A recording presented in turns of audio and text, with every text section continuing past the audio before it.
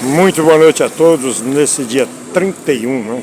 Essa noite do dia 31 de maio noite, pessoal. de 2024. Estamos aqui na Rua Luiz Guimarães, bairro Álvaro N, Fortaleza, Ceará, Nordeste, Bem, essa Brasil. noite nós vamos estudar e um esse pouquinho é sobre... o orador de hoje.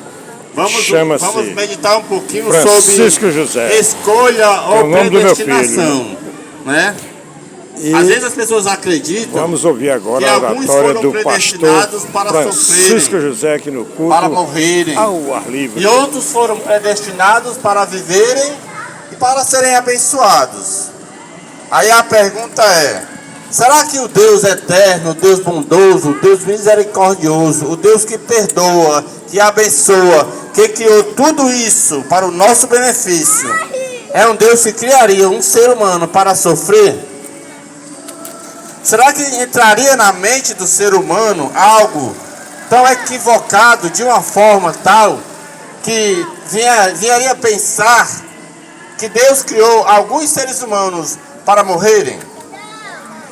A Bíblia diz que quando ele começou a criar cada ponto deste universo, deste planeta, ele disse, e viu que era bom. Toda a criação mencionado a palavra e viu que era bom. Mas quando Deus criou a humanidade, quando Deus criou a mim e a você, quando Deus criou o ser humano, ele disse, e viu que era muito bom. Certo? Então não tinha nenhum defeito na humanidade. Não tinha nenhum defeito na criação de Deus. Dá licença aqui, levanta aí. Tudo que Deus havia criado era perfeitamente perfeito.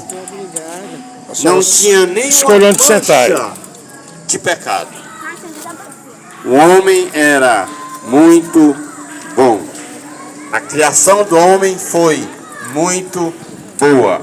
Aí a pergunta é: e por que hoje algumas pessoas são más e outras são boas? Né? Por que algumas pessoas são más e outras pessoas são boas? Se Deus criou todos os seres humanos bom, porque a Bíblia diz, viu que era muito bom. Né? Vamos curvar nossas fontes para a palavra de oração. Seu Deus e eterno Pai, nesta noite nos encontramos na Tua santa presença mais uma vez, porque aqui, ó Pai, queremos ouvir a Tua voz. Que nesta noite, ó Pai, cale-se o homem e o Teu Santo Espírito fale por intermédio do mesmo.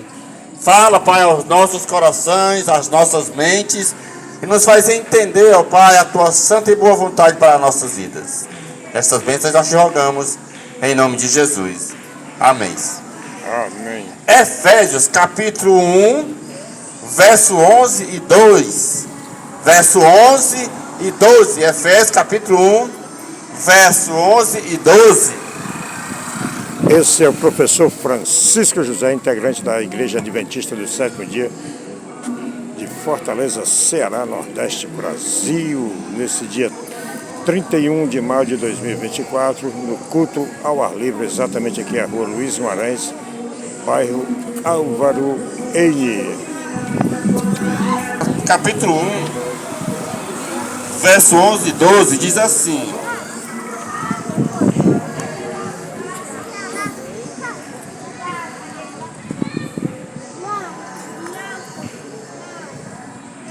diz assim: Em Cristo fomos também feito herança, predestinados, segundo o propósito daquele que faz todas as coisas, conforme o conselho da sua vontade, a fim de sermos para louvor da sua glória, nós os que de antemão esperamos em Cristo. Segundo o conselho da sua vontade, nós fomos criados herança e predestinados para louvor, para benefício, para bondade, para a glória de um Deus eterno. Nós fomos escolhidos, nós fomos criados e escolhidos para representarmos a um Deus perfeito, a um Deus soberano, a um Deus de amor. Deus, ele transforma a vida do homem e mostra para a humanidade que existe amor. Mas onde é que nós provamos isso? Né? Como é que nós provamos que Deus usa usa você para mostrar que o amor de Deus existe na humanidade? Eu lembro-me que eu escutei uma música uma vez sertaneja e diz que o amor está escondido em nossos corações. O amor está escondido. A mancha do pecado enraizou na humanidade e obscureceu o amor divino que existe no ser humano.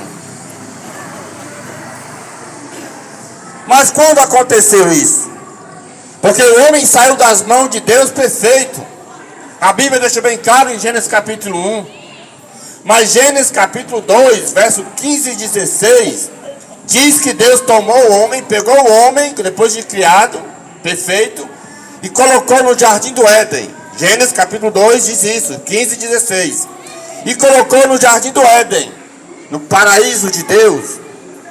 E a Bíblia relata que Deus disse: olha, você vai cuidar de tudo isso aqui. Você pode comer de todas as árvores, mas a árvore que está no meio do jardim, você não pode comer.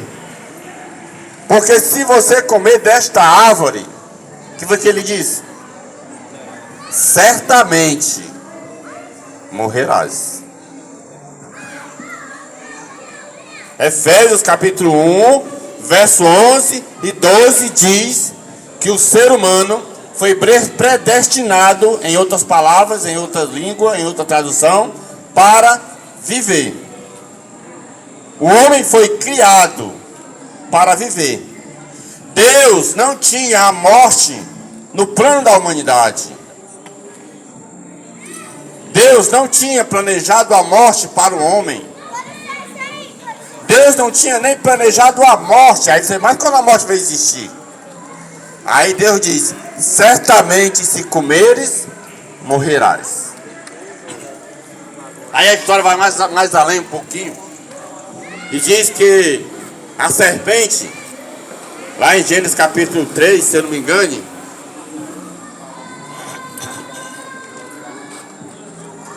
Igreja Adventista do Sétimo Dia, bairro Alvorada, Fortaleza, Ceará, Brasil. Sou o professor Gênesis 3, de 1 a 6. José, nessa noite de 31 de maio de 2024, aqui no culto ao ar livre. 3, de 1 a 6, assim, ó. Mas a serpente, mais astuta que todos os animais selvagens que o Senhor Deus tinha feito, disse à mulher: é verdade que Deus disse, não comam do fruto de nenhuma árvore do jardim? A mulher respondeu à serpente: do fruto das árvores do jardim podemos comer, mas do fruto da árvore que está no meio do jardim, Deus disse, vocês não devem comer dele, nem tocar nele, para que não venham a morrer. Então a serpente disse à mulher: é certo que vocês não morrerão, porque Deus sabe que no dia em que dele comerem, os olhos de vocês se abrirão, e como Deus, vocês serão conhecedores do bem e do mal. Hoje tem pessoas querendo brincar de Deus. A serpente enganou a mulher, dizendo que ela se tornaria igual a Deus, conhecedora do bem e do mal. Só que Deus havia dado um conselho para Eva: não coma, porque se você comer, certamente você morrerá. Quem gerou a morte? Foi Deus? Não. Quem gerou a morte foi a Eva. Foi a desobediência dela para com o nosso Deus. Nós não fomos predestinados e nem criados para morrer. Mas é a minha escolha e a sua escolha que leva você até a morte. Um amigo me contou uma vez que ele sempre dizia para o filho que ele não pegasse na tomada, porque na tomada dava choque. Mas a criança curiosa, A criança queria saber a sensação do que era o choque. Eu acho que quem foi criança sabe o que é curiosidade, né? E a criança, enquanto ela não colocou o dedinho na tomada e não levou o choque, ela não sossegou. Aí depois ela chega pro paizinho dela e diz assim: papai, eu teimei, mas eu não vou teimar mais. Aí o pai dela: por quê? Porque eu botei lá e levei um choque, queimou o meu dedinho. Quer dizer, você aprendeu a lição? E ele disse: aprendi. Mas com o homem é diferente. O homem, ele desobedece, ele entra em um mundo obscuro, um mundo de trevas, ele se perde, se acostuma nas trevas e não quer sair de lá de forma nenhuma, porque acredita que aquilo é o melhor que a vida pode oferecer. Lá em Deuteronômios, capítulo 30, verso 15, diz assim: eis que eu ponho diante de vocês dois caminhos, o caminho da morte, o caminho do bem, o caminho da vida, o caminho da morte, o caminho da vida, o caminho do bem, o caminho do mal. Aí ele diz: escolhe, pois, ele dá um conselho, escolhe, pois, o da vida, para que vivas tu e a tua descendência. Eu acho interessante esse texto, que Deus, ele não promete a vida e o bem, a bênção, somente para mim que escolher este caminho certo. Ele diz: escolhe, pois, o da vida, para que vivas tu e a tua descendência. Todos aqueles que fazem parte da sua família, do teu ciclo de amigo, também receberão esta bênção. Você vai influenciar as pessoas para o bem. Você vai iluminar o caminho daqueles que estão nas trevas. Porque você foi escolhido, você foi predestinado, você foi separado para glorificar, para representar o nome de um Deus que tudo pode. Nós somos embaixadores de Cristo. Nós somos aquelas únicas pessoas que estamos aqui para representar, para suprir a necessidade de pessoas que estão necessitando conhecer um Deus que pode tudo. Eu acho interessante que quando Adão chegou, que a Eva havia comido da fruta, alguns dizem que é a maçã, alguns dizem que é o coco, nós não sabemos que fruta seja, né? Nós só sabemos que aconteceu a desobediência. Mas o mundo não está perdido. Aos olhos da humanidade, este mundo não tem mais solução. Mas Deus tem um escape para cada problema da vida do homem. Deus tem uma solução. Deus tem uma esperança. E a esperança, sabe onde está? Está lá em João, capítulo 3, verso 16. O que é que diz João 3,16? Deus amou o mundo de tal maneira. A Bíblia começa, o verso começa dizendo que não existe explicação. Não existe explicação para o amor de Deus. Me explique, como é que um ser pode amar uma pessoa tão mal como eu? Como é que um ser pode amar alguém que pega uma criancinha recém-nascida, estrupa, corta em pedacinho e joga na lata do lixo? Como é que um ser pode amar alguém que pega a sua esposa, corta em pedaços, coloca em 2 malas e sai passeando de rodoviária em rodoviária? Como é que um ser pode ter um amor tão grandioso como este? Era por isso que João fala: Deus amou o mundo de tal maneira que deu seu Filho unigênito. Agora a palavra-chave é essa: para que todo aquele que nele crê não pereça, não morra. Olha, o escape para o homem. O homem desobedece, gera a morte para ele, e Deus vai enviar o Filho para morrer por ele. Agora o homem não precisa mais morrer. Porque para que todo aquele que nele crê não morra, mas tenha a vida eterna.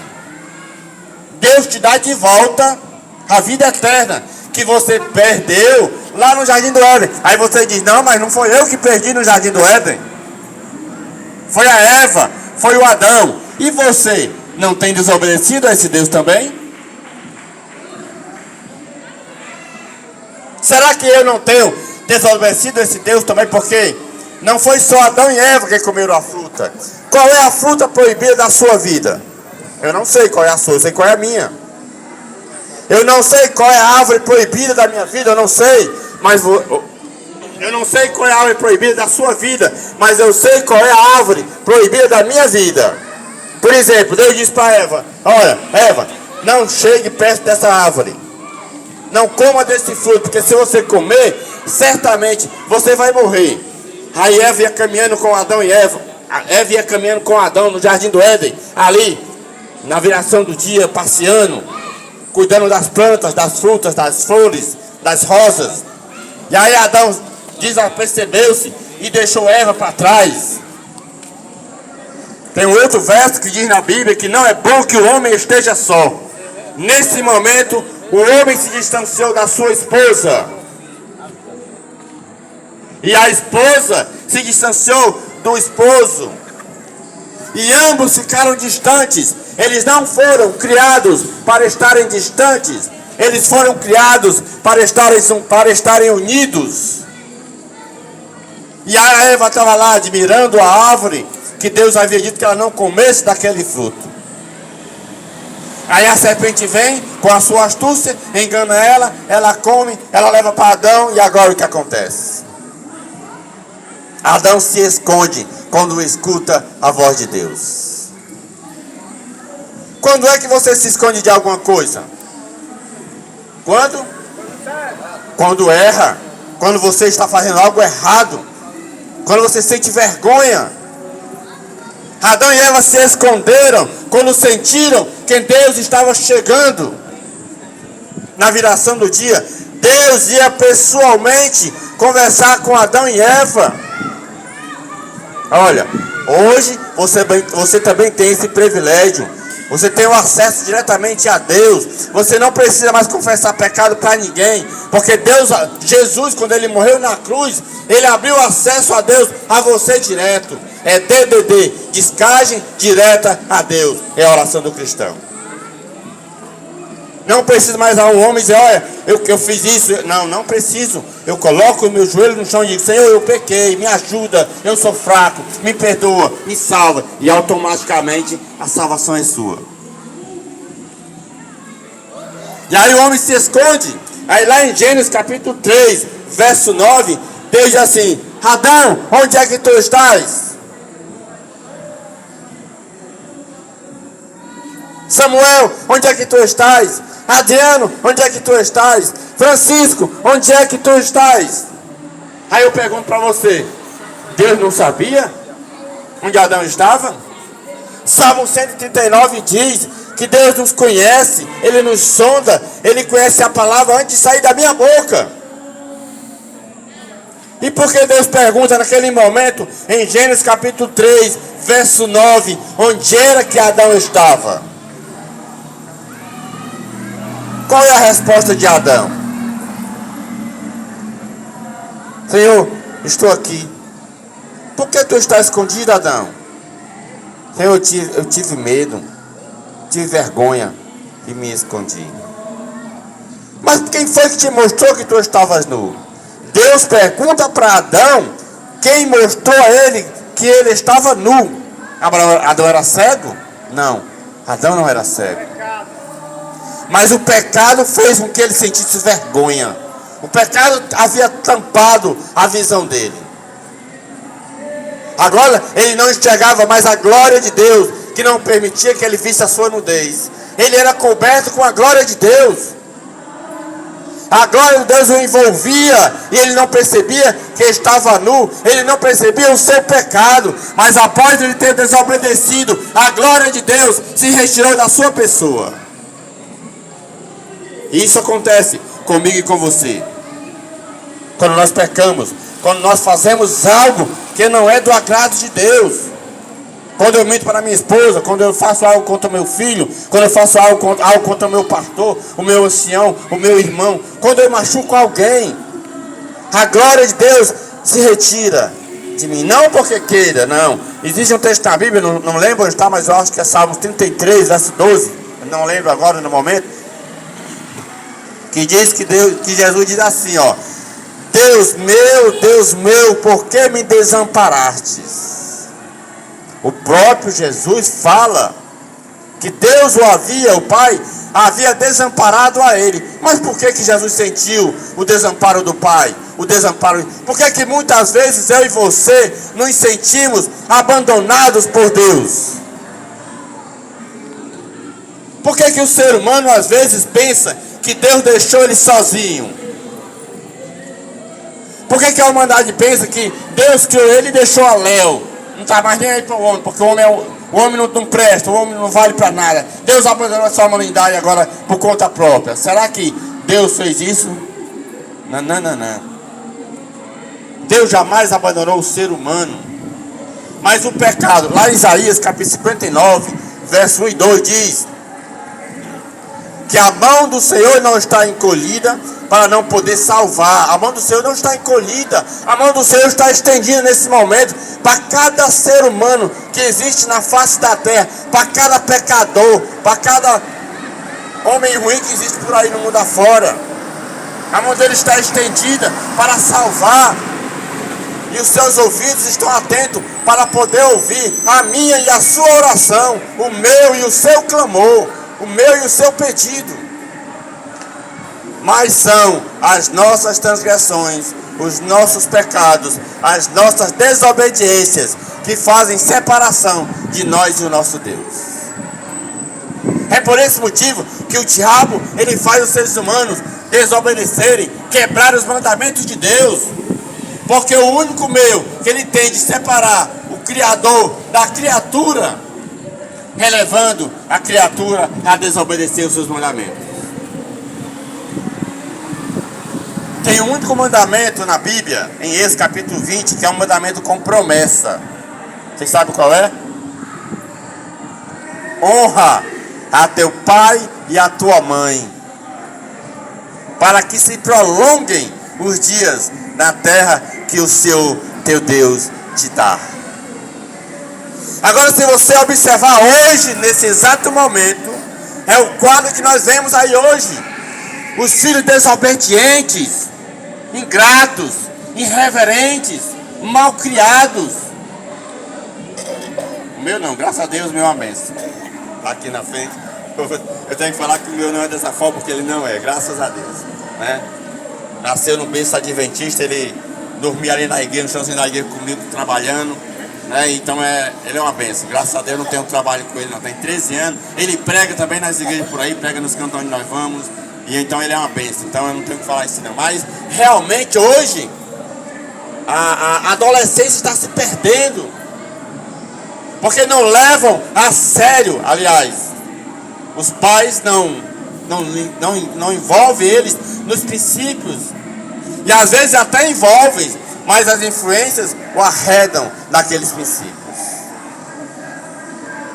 E é outro mandamento com promessa: honra teu pai e tua mãe, para que se prolonguem os teus dias na terra que o Senhor teu Deus te dá. Mas como eu disse, como a palavra de Deus diz, o homem faz escolhas. O homem escolheu o caminho do mal, o homem escolheu o caminho da morte, e muitas vezes quer reclamar a vida eterna, quer reclamar a bonança, a bondade, o bem. Nós sabemos que eu sempre digo, os únicos errados nesse universo somos nós mesmos. Somos nós que tomamos escolhas precipitadas.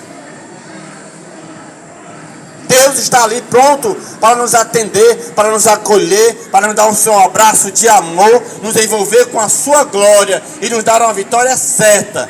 E nós recuamos e não aceitamos. Primeiro precisamos apanhar. Primeiro precisamos quebrar a cara, cair na lama, para poder entender que Deus é maior.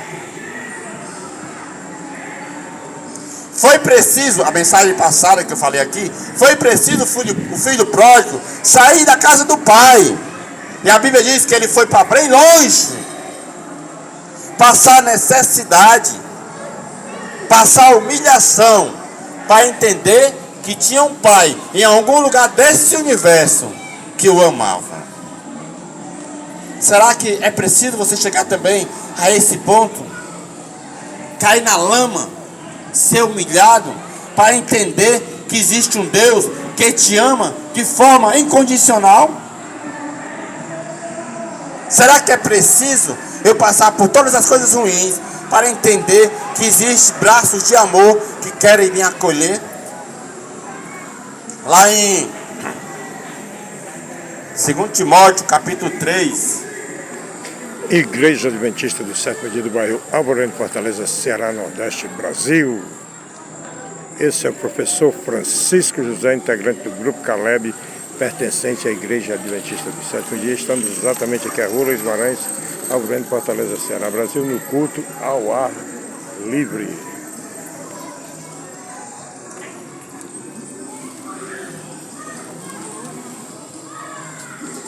Igreja Adventista do Sétimo Dia, levando para você a palavra de Cristo, para que você melhore seu relacionamento com familiares, parentes, amigos, enfim, se torne uma pessoa melhor. Busque Jesus. Busque 2 Timóteo, capítulo 3, verso 1 em diante. Olha o que está dizendo. Mas vocês precisam saber disto. Nos últimos dias sobrevirão tempos difíceis, pois os seres humanos serão egoístas, avarentos, orgulhosos, arrogantes, blasfemadores, desobedientes aos pais, ingratos, ímpios, sem afeição natural, implacáveis, caluniadores, sem domínio de si, cruéis, inimigos do bem, traidores, atrevidos, convencidos, mais amigo dos prazeres do que amigo de Deus. Mais amigo dos prazeres do que amigo de Deus. Nós estamos ou não estamos vendo esse quadro aos nossos olhos? Com certeza. Isso foi escrito há muitos anos atrás. O apóstolo Paulo estava profetizando o que estava acontecendo nesses últimos dias. Meu irmão, tem como não acreditar num livro como esse? Leia 2 Timóteo capítulo 3 e olhe em sua volta. É o retrato da humanidade hoje. É o que está acontecendo. Mais amigo dos prazeres do que amigos de Deus. Mas vai ter um ponto final nessa história. Isso vai acabar. O homem ingrato, o blasfemador, o filho desobediente, os ímpios, os arrogantes, os blasfemadores, vai acabar. Sabe por quê? Porque Jesus vai colocar um ponto final. Não na história da humanidade, porque Jesus, Deus, não quer jamais destruir o ser humano. Jesus, ele vem destruir o pecado. Ele vem dar fim ao pecado. Ele vem colocar um ponto final na história do pecado. Ele não vem colocar um ponto final na história do homem. Não. Deus não criou o ser humano para destruí-lo um dia. Efésios capítulo 1, verso 11 e 12 diz que ele criou o homem, predestinou o homem, escolheu o homem para ser um vencedor. Criou o homem para viver, não foi para morrer, para destruir. Mas o homem tem se destruído aos poucos. Eu lembro que meu pai, ele já é falecido. Ele morreu com 87 anos, eu não me lembro bem a idade, eu não sou muito bom de idade. Mas eu me lembro que o meu pai, eu bebia com ele. Bebia, fumava. Mas meu pai nunca me deu uma repreensão. Nunca disse que eu não podia beber, nunca disse que eu não podia fumar. Não, nós bebíamos junto, ele, meu cunhado. E aí um dia eu aceitei esse Cristo. Passei a amar esse Deus maravilhoso que me amou de uma tal maneira, né? E aí um dia meu pai estava bebendo, fumando, e a minha mãe nervosa, preocupada, e eu fui falar de Deus para o meu pai. E disse: meu pai, o seu homem tão poderoso, tão forte, criou nós todos aqui, bem, saudáveis. O senhor está na sua idade, e o senhor deixa uma coisinha tão pequenininha destruir a sua vida, o cigarro. E ele olhou para mim com os olhos cheios de lágrimas e disse assim: meu filho, hoje você tem autoridade para me falar isso. Mas naquele tempo você fumava e bebia comigo. Eu não tinha autoridade porque eu bebia e fumava. É exatamente como se encontra a humanidade hoje.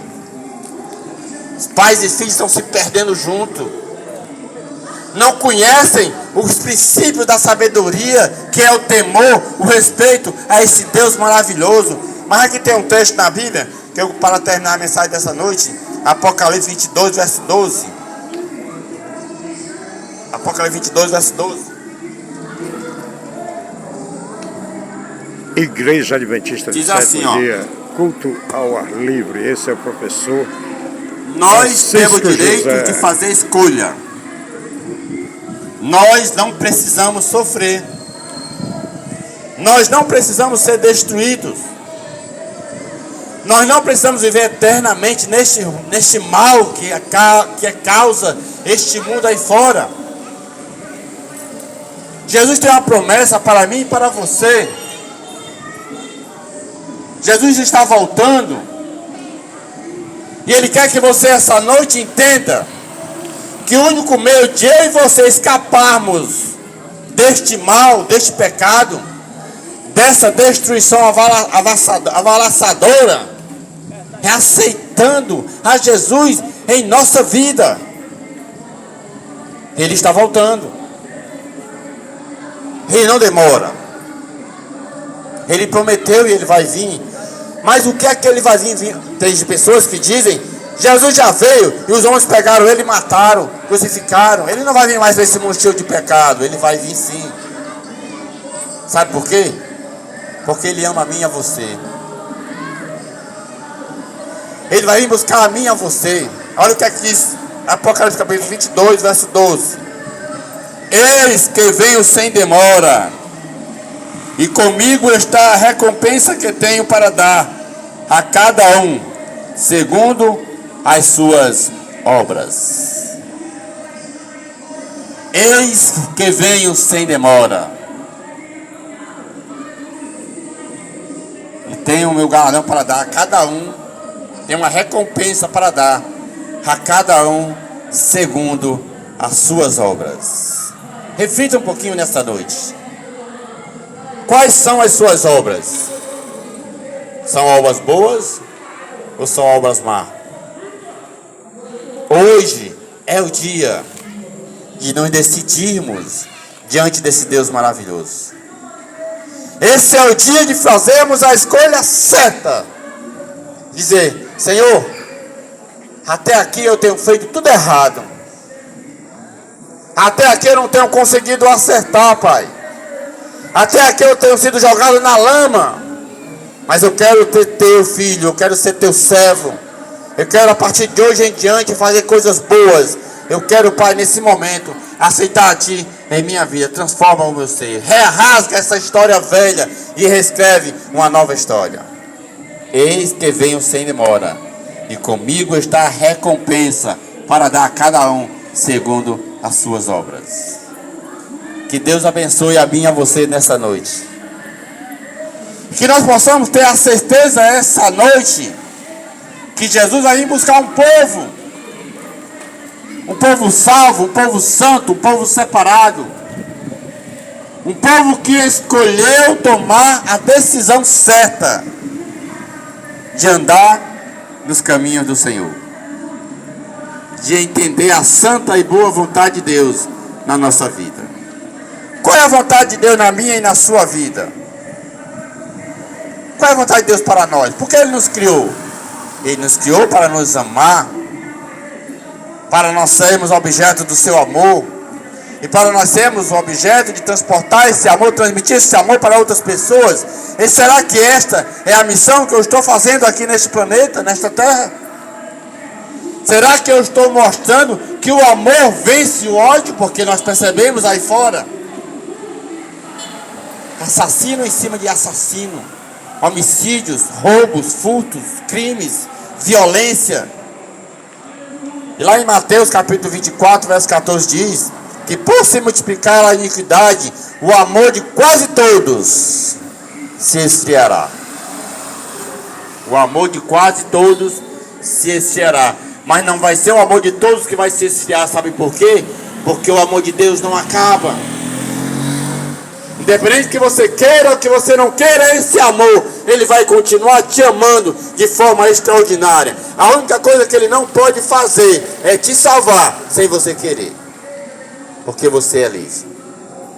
Que Deus nos abençoe esta noite e que nós possamos usar essa liberdade hoje para decidirmos trilhar uma vida com Cristo. Esse é meu desejo e a minha oração nesta noite, em nome de Jesus. Vamos curvar nossas fontes para uma palavra de oração. Seu Deus e eterno Pai, te rendemos graças esta noite, porque aqui tivemos um encontro contigo. Aqui nós entendemos, ó Pai, que sofremos, que apanhamos, que quebramos a cara, porque fazemos escolhas erradas. Pai, nós queremos fazer as escolhas certas esta noite. Nós queremos, ó Pai, escolhermos, andarmos contigo, Pai. Nós queremos escolhermos, ó Pai, sentir a Tua presença em nossa mente e em nosso coração. Derrama, ó Pai, nesse momento o Teu Santo Espírito e nos conduz a andar por pastos verdejantes. Que nós possamos ter a certeza, ó Pai, que 1000 cairão ao nosso lado, 10.000 à nossa direita, mas nós não seremos atingidos, porque o Senhor é conosco. Abençoa, Pai, este pequeno povo que se encontra aqui na Tua presença. Eles vieram, ó Pai, não para escutar o Teu servo Neném, mas para escutar a Tua palavra, Pai. E a Tua palavra falou aos nossos corações. A Tua palavra diz, Pai, que Tu vens sem demora, e contigo está a recompensa para dar a cada um de nós, conforme as nossas obras, conforme os nossos feitos, Pai. Nos ajuda, ó Pai, a consertarmos a nossa vida, Pai. Nos ajuda a andarmos os passos corretos rumo à Canaã celestial. Abençoa, Pai, cada um que está aqui presente. Eu não conheço, ó Deus, a necessidade de cada um, mas eu conheço o Deus a quem eu estou testemunhando, o Deus a quem eu estou apresentando a este povo. É um Deus que pode todas as coisas, é o Deus dos impossíveis, é o Deus que realiza coisas extraordinárias, porque o Senhor já realizaste, ó Pai, coisas extraordinárias na minha vida. E eu te peço, ó Pai, nesta noite, derrama bênção sem medida na vida deste povo. Realiza milagres extraordinários, Pai. Milagres que nem eu mesmo, nem eles mesmos acreditam, porque só o Senhor é Deus para realizar esses milagres. Abençoa, Pai, este povo. É o que nós te pedimos e te agradecemos em nome de Jesus. Amém.